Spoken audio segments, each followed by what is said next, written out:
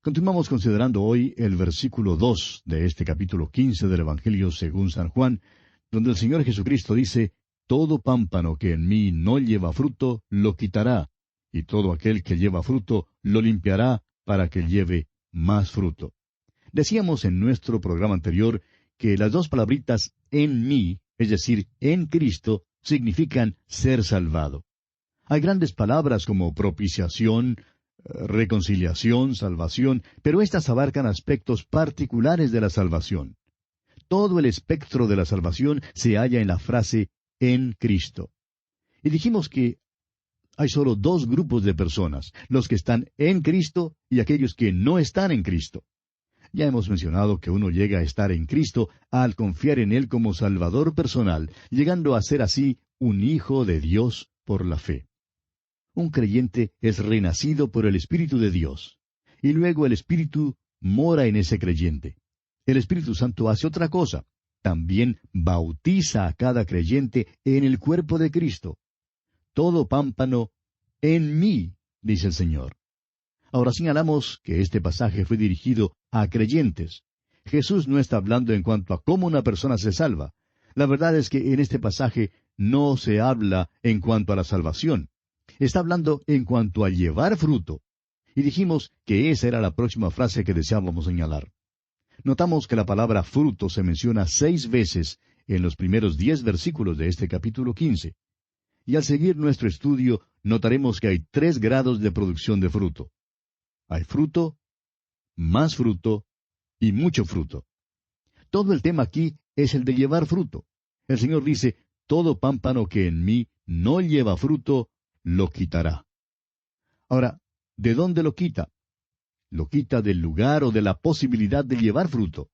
Y nos referimos enseguida al versículo 6 para explicar esto. En el versículo 6 dice, «El que en mí no permanece será echado fuera como pámpano, y se secará, y los recogen, y los echan en el fuego, y arden». Ahora notamos que podría surgir la posibilidad de que alguien dijera, «Bueno, esto me suena como si le fuera posible a uno perder la salvación».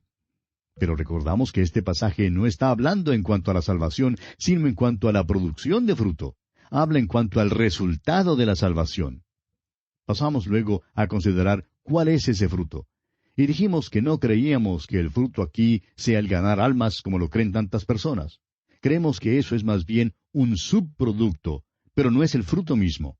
El Señor se refiere más bien al fruto del Espíritu.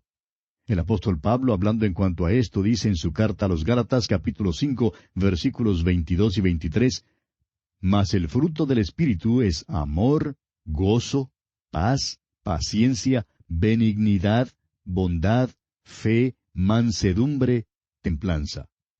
Este es el fruto en la vida del creyente.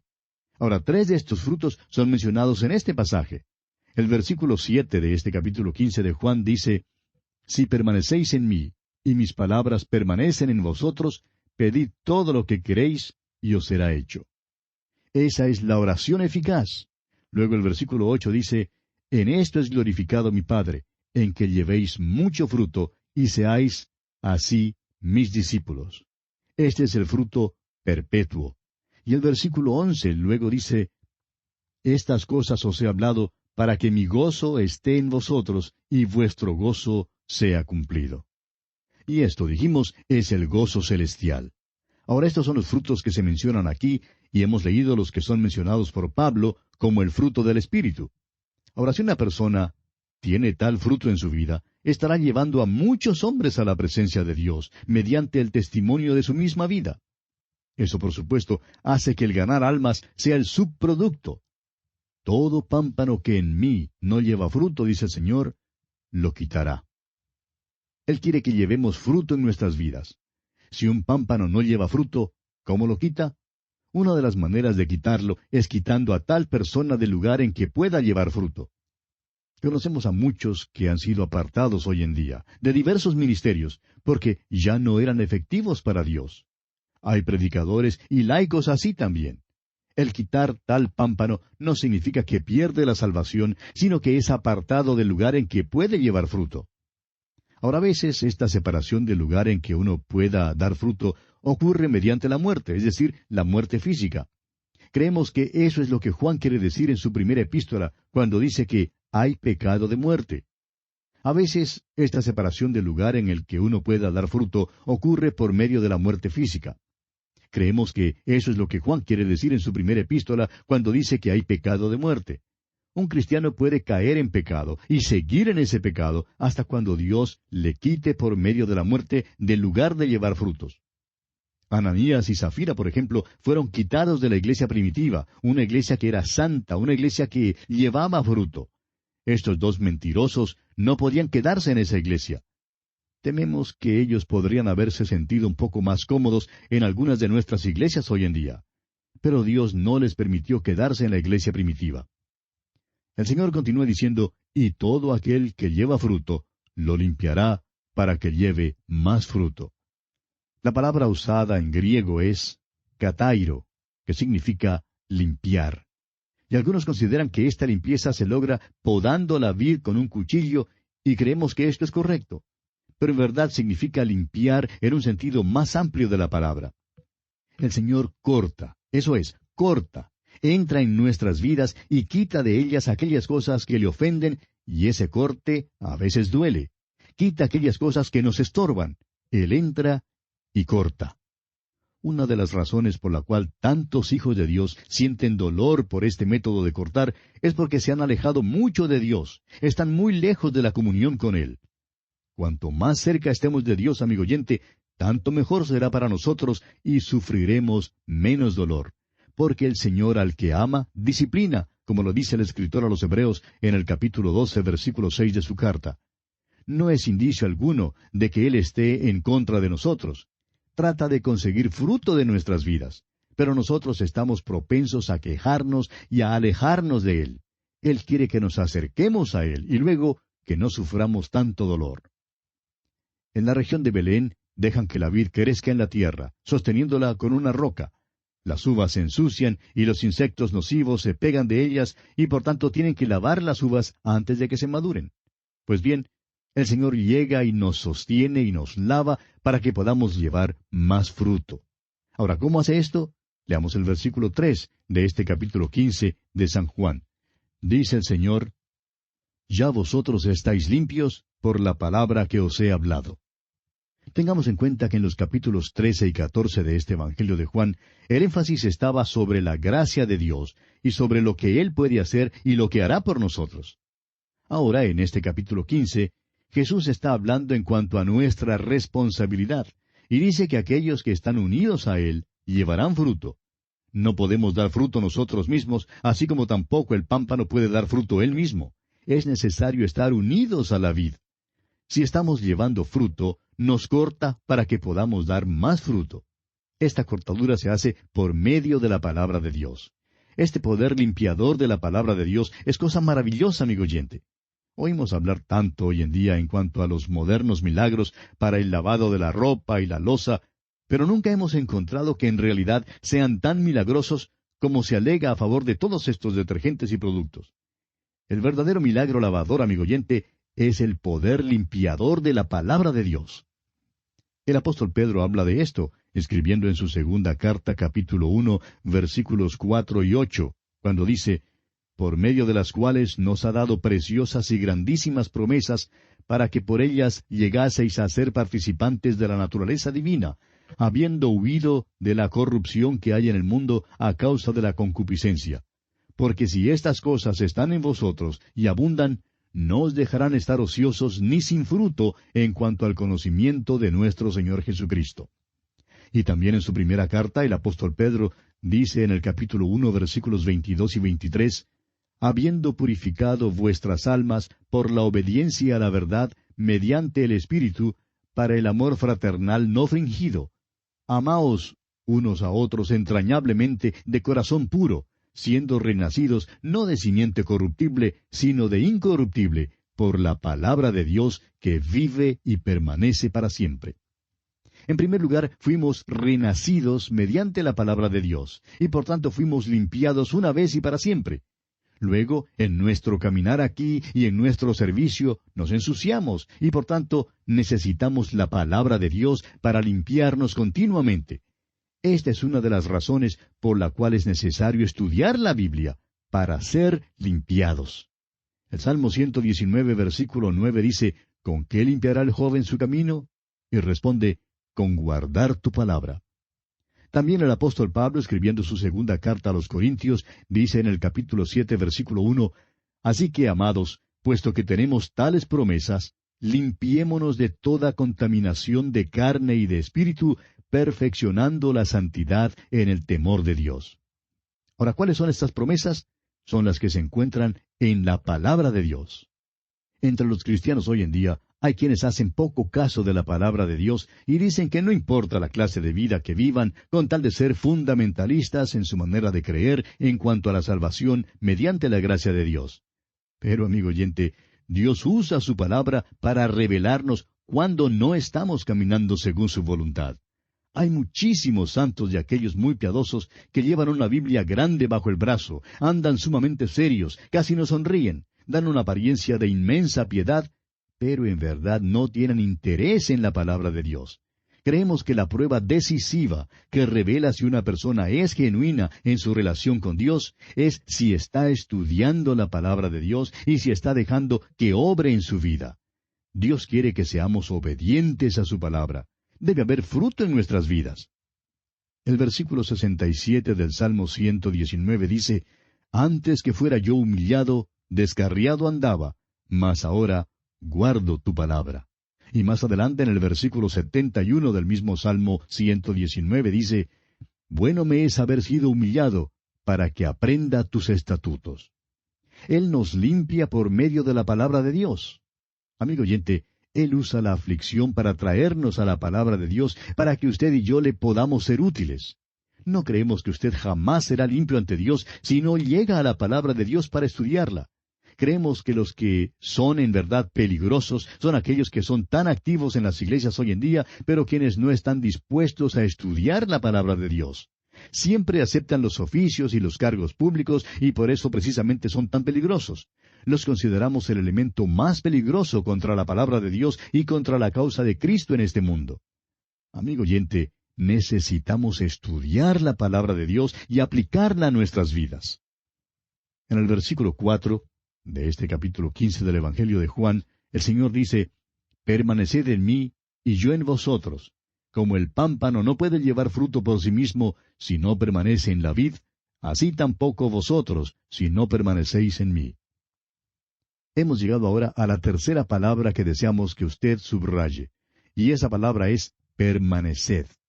Permanecer en Cristo significa mantener comunión constante con Él todo el tiempo. Acabamos de hablar del poder limpiador de la palabra de Dios. Esa es una parte del permanecer en Cristo. Debemos ser limpiados diariamente. Hay una anécdota que está relacionada con el famoso predicador Charles Spurgeon, según la cual él se paró en medio de la calle un día, se quitó el sombrero y se puso a orar. Uno de sus diáconos vio esto y le preguntó que si en verdad estaba orando allí en pleno tráfico. Ahora recuerde usted que el tráfico en aquel entonces no era como lo es ahora. El señor Spurgeon dijo que sí, que había orado. Dijo que una nube había pasado entre él y su Señor y que había querido quitarla y que por tanto se paró para confesar a Dios su pensamiento malo.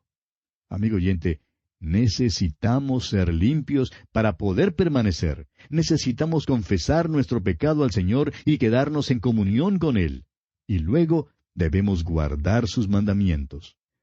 En los versículos 10 y 14 de este capítulo 15 del Evangelio de Juan, el Señor dice, en el versículo 10, Si guardareis mis mandamientos, permaneceréis en mi amor, así como yo he guardado los mandamientos de mi Padre, y permanezco en su amor. Ahora en el versículo 14 dice, Vosotros sois mis amigos si hacéis lo que yo os mando. Sabemos que hay muchos himnos que hablan de que Jesús es nuestro amigo y de que Él es humilde. Y de una manera bondadosa deseamos decir lo siguiente. Hoy en día no hay ningún humilde Jesús, sino un Cristo glorificado que está a la diestra del Padre. Y el llamar a Jesús amigo mío es cosa sentimental, y si lo hacemos, en verdad nos equivocamos. Si yo digo que el presidente de mi país es mi amigo, lo rebajo a mi propio nivel. Pero si él dice que yo soy su amigo, bueno, eso sí es maravilloso. Escuche lo que dice Jesús: vosotros sois mis amigos si hacéis lo que yo os mando. No es necesaria toda esta patarata sentimental que se acostumbra hoy en día. Necesitamos examinar nuestros corazones. Amigo oyente, ¿está haciendo usted lo que Jesús mandó que hiciera? Eso es lo esencial para poder permanecer en comunión con Él. Ahora, en el versículo 9 de este capítulo 15 de Juan, el Señor dice: como el Padre me ha amado, así también yo os he amado. Permaneced en mi amor. Permanecer, como ya dijimos, significa una comunión continua. Esa es la relación de un pámpano o de una rama con la vid. Si usted ha tenido la oportunidad de ver un árbol de naranja o de manzanas, de aguacate o de mandarinas, bueno, de cualquier otra fruta, no creemos que se le haya ocurrido pensar que es necesario decirle a las ramas, a los pámpanos, que deben permanecer en el árbol, porque de otra manera no darán fruto. Tampoco habrá pensado que haya necesidad de pararse de noche para inspeccionarlos, ni llegar de repente para ver si los pámpanos se están apartando del árbol. Simplemente permanecen unidos al árbol y llevan fruto. Ahora, ¿cree usted que estamos diciendo algo ridículo? Pues bien, muchos cristianos, amigo oyente, creen que pueden vivir como el diablo toda la semana y salir al mundo los sábados en la noche y luego llegar a casa para esperar servir al Señor los domingos. Uno no puede estar en el mundo el sábado en la noche y luego enseñar una clase de escuela dominical el domingo por la mañana. Amigo oyente, debemos estar en comunión constante con Él. Y eso quiere decir, cuando uno se despierta por la mañana, cuando uno está ante su escritorio en la oficina, cuando está manejando su automóvil por las calles, cuando está en el taller, permanecer significa mantener una comunión constante en todo momento. Ahora, en el versículo 5 de este capítulo 15 de Juan, el Señor dice: yo soy la vid, vosotros los pámpanos. El que permanece en mí y yo en él, éste lleva mucho fruto, porque separados de mí, nada podéis hacer. Tenemos libre albedrío y podemos romper la comunión con Dios. La rompemos al no permanecer en Él, al dejar que el pecado se quede en nuestra vida, al apartarnos de la voluntad de Dios y al escoger la mundanalidad. Pero Él quiere que permanezcamos para que llevemos mucho fruto. ¿Habrá notado usted que aquí hay una analogía a la parábola del sembrador? Recuerde que parte de la semilla cayó en buena tierra, y que parte de aquella semilla produjo fruto a 30 por 1. Eso es fruto. Otra parte de esa semilla dio fruto a 60. Eso es más fruto. Y aún otra parte de esa semilla produjo a 100 por 1. Y eso es mucho fruto. Dios quiere que llevemos mucho fruto. Leamos ahora el versículo 6 de este capítulo 15 de Juan. El que en mí no permanece será echado fuera como pámpano, y se secará, y los recogen y los echan en el fuego, y arden. Vamos a decirlo una vez más. Esto está hablando en cuanto al llevar fruto, el producto de nuestra salvación. No está hablando en cuanto a cómo somos salvos.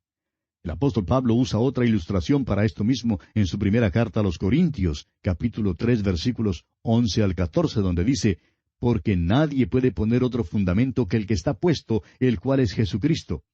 Y si sobre este fundamento alguno edificare oro, plata, piedras preciosas, madera, heno, hojarasca, la obra de cada uno será manifiesta, porque el día la declarará, pues por el fuego será revelada. Y la obra de cada uno, cual sea, el fuego la probará. Si permaneciere la obra de alguno que sobreedificó, recibirá recompensa. Esto habla solo en cuanto a las obras de los creyentes, el fruto en la vida de un creyente.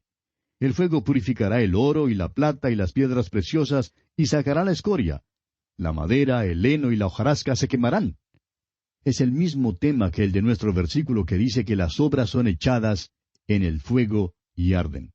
Si permaneciere la obra de alguno que sobreedificó, dice el apóstol Pablo, recibirá recompensa. Creemos que la recompensa es para el fruto en nuestras vidas. Nosotros no producimos el fruto. Él es el que lo produce. Nosotros lo llevamos. Esto se hace mediante el ejercicio del don de Dios que le ha dado a usted. Si la obra de alguno se quemare, él sufrirá pérdida, si bien él mismo será salvo, aunque así como por fuego, dice el apóstol Pablo en su primera carta a los Corintios, capítulo 3, versículo 15. El hombre nunca pierde su salvación. Sin embargo, sufrirá pérdida. Creemos que habrá personas en el cielo que olerán como si los hubiesen comprado en una liquidación de mercaderías averiadas en un incendio, porque todo lo que han hecho será consumido por el fuego. La persona será salva, aunque no sea un pámpano que lleve fruto. El Señor está enseñándonos aquí acerca de llevar fruto, y lo que Él quiere es mucho fruto. Creemos que una de las cosas más tristes en nuestros días es que el cristiano ordinario cree que la vida cristiana normal es una vida de fracasos. Cree que no hay que pensar nada en llevar fruto y está dispuesto a vivir a un nivel espiritual bastante bajo, esperando llevar simplemente un poquito de fruto. Recuerde, amigo oyente, que el Señor quiere que llevemos mucho fruto. Leamos ahora los versículos 7 y 8 de este capítulo 15 del Evangelio según San Juan. Si permanecéis en mí, y mis palabras permanecen en vosotros, pedid todo lo que queréis, y os será hecho. En esto es glorificado mi Padre, en que llevéis mucho fruto, y seáis así mis discípulos. Note usted que dice, si permanecéis en mí. Es posible romper esa comunión. Una vez más pensamos aquí en el caso del lavamiento de los pies. Recuerde que le dijo a Simón Pedro el Señor que si él no le lavaba, no tendría parte con él. No podría gozarse de la comunión con él. Y aquí dice, si permanecéis en mí, y mis palabras permanecen en vosotros. Eso significa serle obediente, eso es permanecer. Y sólo si permanecemos experimentamos la oración eficaz. Ahora, el propósito final del permanecer y del orar es que el Padre reciba la gloria. Esto elimina la oración que se eleva con motivos egoístas. Se trata del llevar fruto, amigo oyente. Dios es glorificado cuando llevamos fruto. Y bien, continuaremos Dios mediante en nuestro próximo programa. Que Dios le bendiga ricamente.